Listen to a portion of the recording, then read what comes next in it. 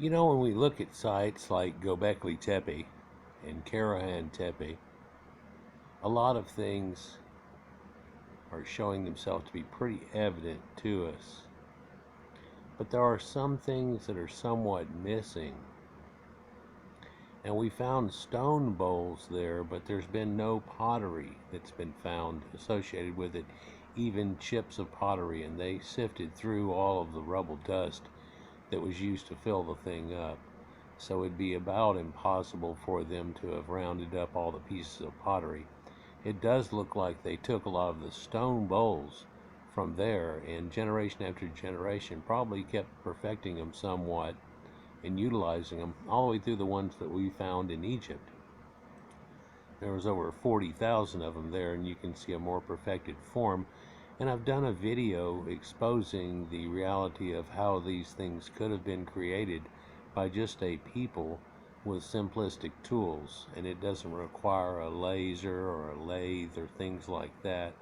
People are much more advanced than we gave credit for. In fact, this video is going to expose that again. While it exposes the fact that these people didn't have pottery, they had stoneware. So it's a little more important almost in some way. You know, you have to look at bricks like we build our houses with, like the Sumerians had, as being an extreme advancement. But whenever we look back in archaeology and we find it in the very first cities and that they're already doing that, and they're making stone, they're creating stone out of these things. It's like a magic of the time, I'm sure, but it's something that we slough over nowadays and so on. But there are other advancements that have been found in Gobekli Tepe, Karahan Tepe, and the old Tepesi site, like this site that's here that's been recently exposed at Karahan Tepe, and it actually shows a terrazzo floor.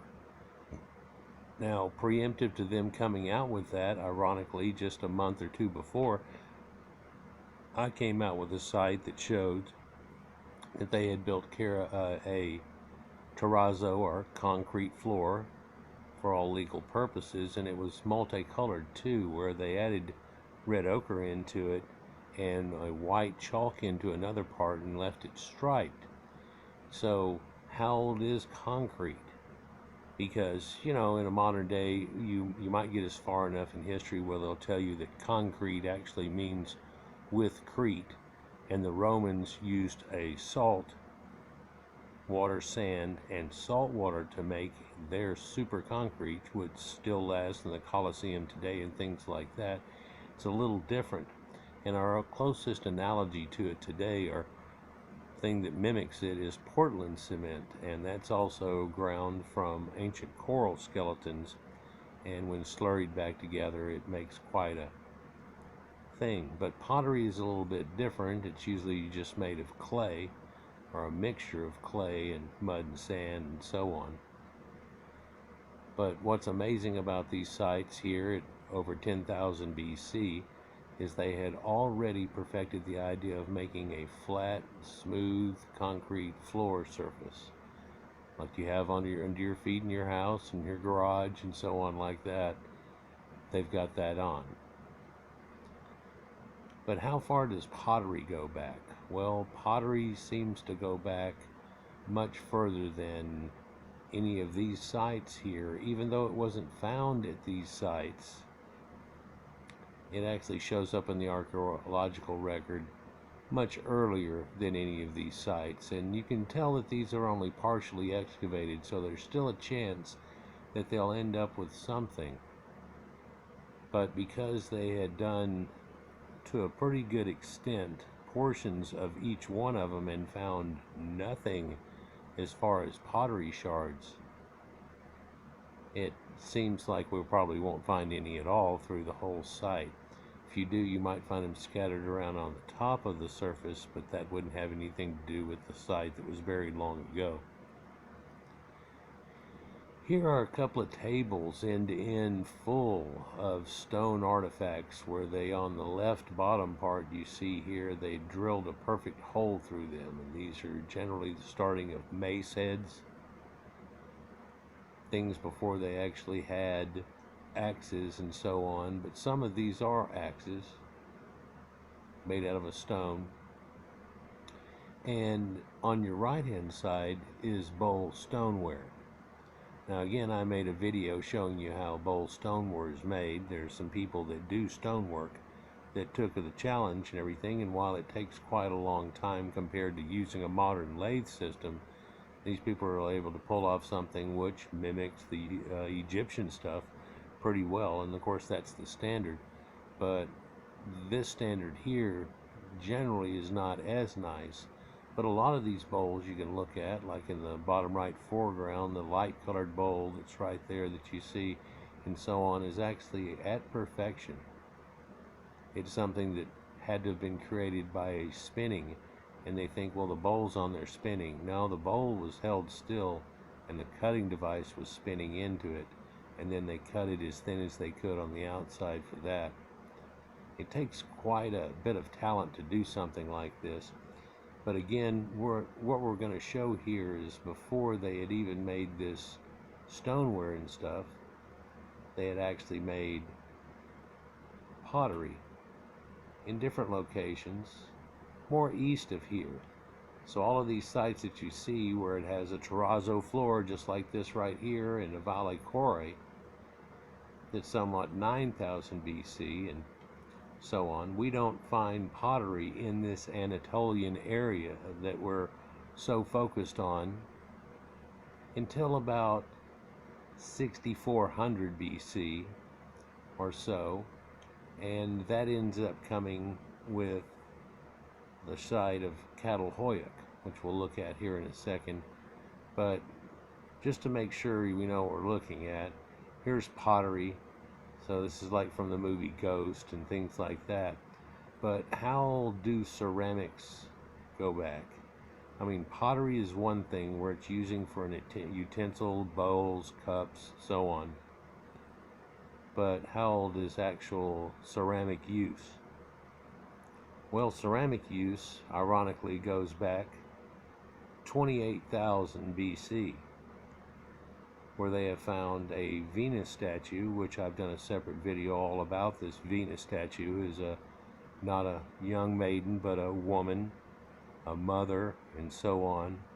The adult matron viewpoint on Venus.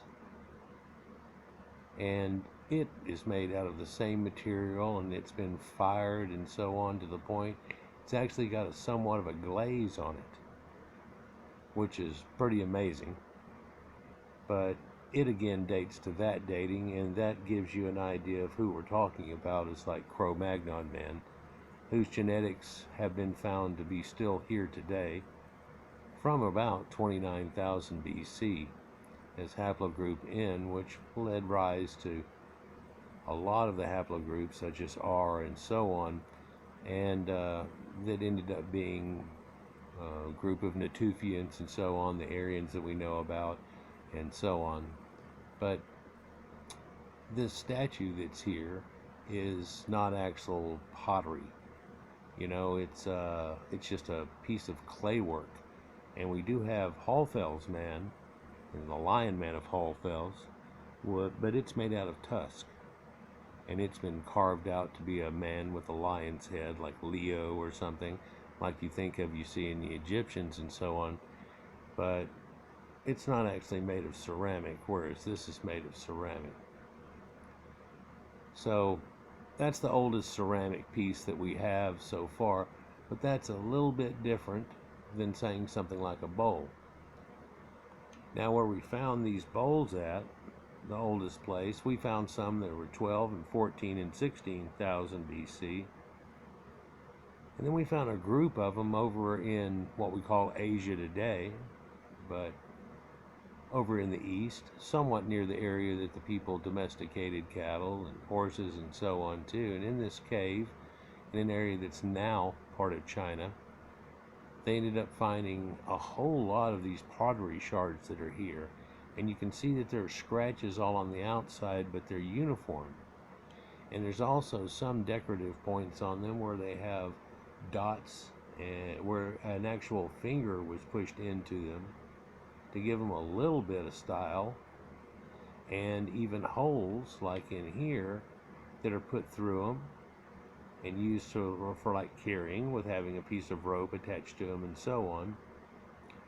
Some of them, although this is a replica, is the way that they would have utilized them, cooking them up hard on a bed of coals that are here, and it left you the ability to cook things and quite a bit different than whatever could have come before. It was like a perfection of hunter-gathering, if you will, leading into a modern hearth and a kitchen idea. But that's a little bit different than these stone bowls that we found, and I've even done a video about this stone bowl and its iconography that's shown around onto it.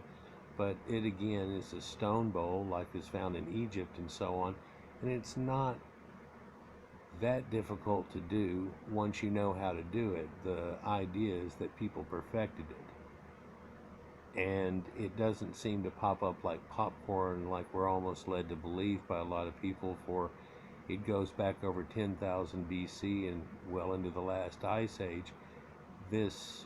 Surely you have to realize that these Gobekli Tepe places are not the first place that they started doing this, and we just haven't found the other attachments that are on here. There's a place called Kamyana Mohila at about 22,000 BC that may have an attachment, and it's a little more east of this too. But instead of stone-made bowls carved out, these of course are pottery made by hand. But what that appearance of those lines appears to be is where they took a basket like this, and I don't know if any of you have taken basket weaving. We did it in Scouts and stuff, so we knew how to make a basket.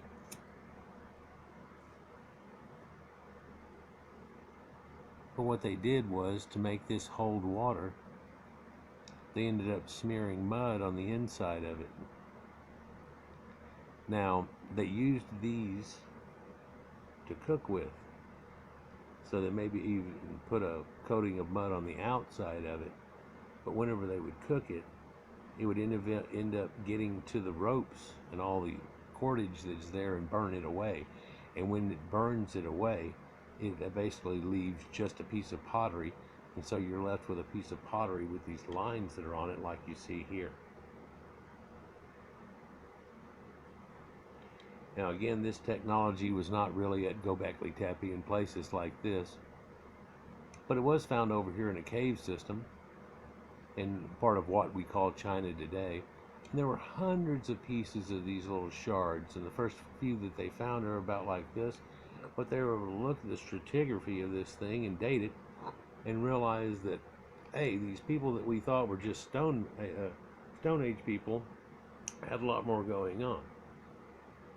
Now this is actually 8,000 years before Gobekli Tepe that people had already made pottery. What you're looking at is a piece here from the time of Catalhoyuk and just after, and leading into the Triptylian Kikitani culture and so on. And there's of course corded ware culture, bell beaker and so on too, that's all signified a lot by their pottery. But if they, and pottery seemed to be a extremely important thing in archaeology and dating and so on. But we're starting to slowly realize that from what we thought was this cave dwelling type people, that they might have lived like this, that they didn't do that very much. In fact, they only used caves for shelters and so on. Animals pretty much that were too big to mess with were generally associated with these caves and so on, and you didn't want to have to fight for them to do it. So they had some type of dwellings they were making, huts and things like that. But of course, being a wood object, they went away, and it seemed like these people used to burn their stuff after they were done with it, and it would go away.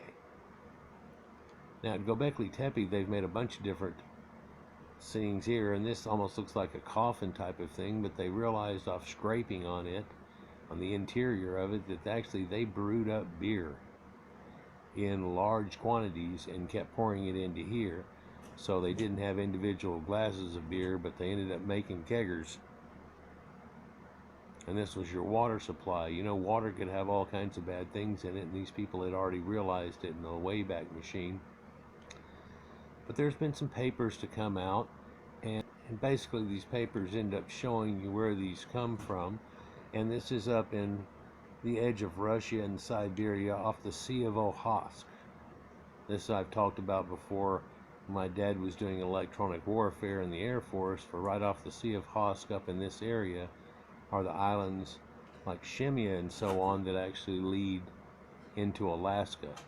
And so that's our little Farpoint station that's there.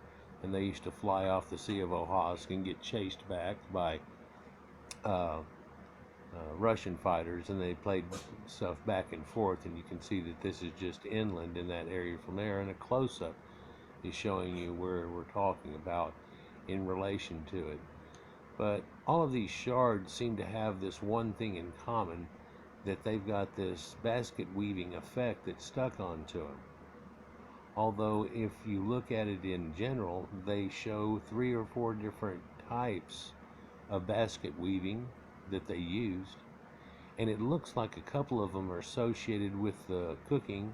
Now what they did was they scraped the internal surface of this again and checked it for emollients and things that's on it, and it showed up that some of these vessels were actually used for cooking fish, and the other vessels were used to end up cooking ruminants type animals. Ruminants type animals are basically like cattle and sheep, or antelope, bison is goats, giraffe, if you're in the area where giraffes were, and deer. You could even add camel to this thing, I think. But so there's that one style that's made for cooking that, and then this other style here was used for cooking fish. And so there's a thought that these group of people, one was a little bit more hooked up to the fish area, and so they had a predominance of fish but other hunting and gathering, and then the other group had a predominant hunting and gathering and very little fish. And there's a debate now, of course, being 20,000 years old, as whether they developed this separately or they did it together, or who came first out of the two, or if they're original and split, and in splitting one of them lived near more aquatic source and so on, and the other one didn't. But pretty neat here, and a lot of them they've been able to put back together. Still, a lot of the pieces are missing, as you can see in here, but there's enough of them back together to show you where it fits. And you can even see the pleats where they would do one row of basket weaving and then another and another and another, and that's the way the forms end up showing. So that's pretty neat. So these guys were pretty advanced back here in Cro-Magnon times, and again, if we look at this, we're way off the left end of the scale over here where you can't see the word pottery, but that's what that RY is for. And the last Pleistocene ice age and sowing going on, and the boiling yellow rod there in the blue, and then after that, wham, we have the Younger Dryas event, and it comes back up again out of that. And then we have another little spike event that you'd see around 8.2 thousand years ago, so something also happened there. But this is way before the pyramids and way before our current time that we're looking at here. But pottery didn't show up in England, really. Well, the people that were all in the Middle East were all the Caucasian stuff up there. We've talked about all the migrations that happened off that and the blending of peoples.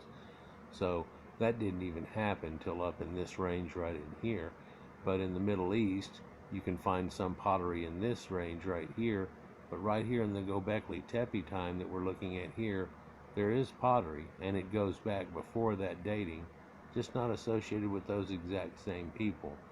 I've talked about before where some people perfected a few certain things, and once they put them all together, that's how it worked. It takes a whole lot of different things to make an engine. Once you get that all together, it works. Maybe that's a bad connotation, but because you have to be trying to make an engine in the first place. But it's like the perfection of things to a certain level, and then when you get them together, it works out much better. But then also you can have some people that are lacking that, but have so much. And whenever you're able to add components like that, it really makes a difference. One easy example that we can probably see is once the wheel and chariot make it into Egypt, it actually allowed them for the second half of their duration pretty much to ride out, even though things had already gone crazy, and they even were able to pull off through the collapse of the Bronze Age and pretty much stay intact, although there were things that happened. But that and more advanced weapons really made a big difference. Well, if they didn't have those, we wouldn't think of the second half of the Egyptian dynasties in the same way. It wouldn't have come off the same way. But whenever you put all of it together, where these people were stonemasons, and apparently very good stonemasons, and you had other people that put up for pottery, you see one thing about this. Here's a couple that have been found that are still intact, and you can see the perfect cording on the outside of it that burned away and rotted away long ago, leaving this perfect pot that's there. So the shards that they find, they know what that ends up being like. I'm sure this is missing a few pieces, but this is the good side, if you will. But if you put a few things together, you end up getting a whole lot of advancement. And then people come up with some ideas. And it's amazing that you could come up with pipes to try to put them together, but if you don't have that cement idea, it may not work. But that leaks real bad. What if we were to use clay in that same spot and then fire it? That would seal them pretty good for a period of time. So just little ideas like that make things go a long way.